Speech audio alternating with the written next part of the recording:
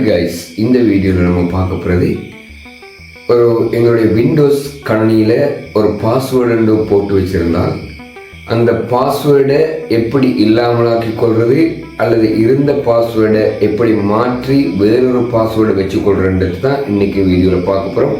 வாங்க வீடியோக்குள்ளே போகலாம்.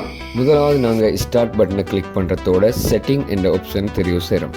செட்டிங்கில் போய் பார்த்தீங்கன்னா இடத்துல அக்கௌண்ட்ஸ்ன்னு சொல்லி ஒரு ஆப்ஷன் வரும். அதில் போயிட்டு அப்படியே சைன் இன் என்ற அந்த பட்டனை நாங்கள் கிளிக் பண்ணுவோம். அதோடு சேர்த்து பாருங்கள், பாஸ்வேர்டு என்ற ஒரு ஆப்ஷன் இருக்குது. அதை செலக்ட் பண்ணுற நேரம் சேஞ்ச் என்று சொல்லி ஒரு ஐக்கன் பட்டன் வருது.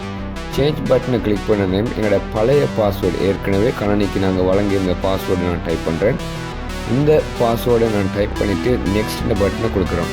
இந்த நேரம் நியூ பாஸ்வேர்டு, கரண்ட் பாஸ்வேர்டு என்ன இருக்குது, அதில் நான் ஒன்றும் கொடுக்காம அப்படியே எம்டியாக வச்சுக்கொண்டு நெக்ஸ்ட் பண்ணி ஃபினிஷ் பண்ணி எங்களோட பாஸ்வேர்டு இப்போ ரிமூவ் ஆகிக்கொண்டு இருக்குது. திரும்பவும் எங்களுக்கு புதிய ஒரு பாஸ்வேர்டு எட் பண்ணிக்கொள்ள வேண்டிய தேவை இருந்தால் எட்டை திரும்பவும் நீங்கள் கிளிக் பண்ணிக்கொண்டு உங்களுடைய புதிய ஒரு பாஸ்வேர்டு நீங்கள் முதலாவது குழம்பில் டைப் பண்ணுறீங்க. அந்த இடத்துல டைப் பண்ணி திருப்பி அதே பாஸ்வேர்டை திரும்பவும் சரியாக கன்ஃபார்ம் பண்ணுற விதமாக அதே பாஸ்வேர்டை திரும்பவும் கன்ஃபார்ம் பண்ணி உங்களுக்கு தேவையான ஹிண்ட் ஆப்ஷனில் உங்களுக்கு விரும்பின ஒரு டெக்ஸ்ட் ஒன்று கொடுத்துக்கொள்ளுங்க. நெக்ஸ்ட் பண்ணி ஃபினிஷ் பண்ணிங்கன்னா ஒரு புதிய பாஸ்வேர்டு கிடைக்குது. கணினியில் ஒரு பாஸ்வேர்டு போட்டிருந்தால் அதை எப்படி இல்லாமலாக்கி கொள்வது, புதிய ஒரு பாஸ்வேர்டை எப்படி நம்ம சேஞ்ச் பண்ணி கொள்கிற விஷயத்தை இந்த வீடியோவில் பார்த்தோம்.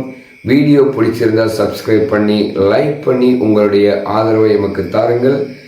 தேங்க்யூ, பாய் பாய்.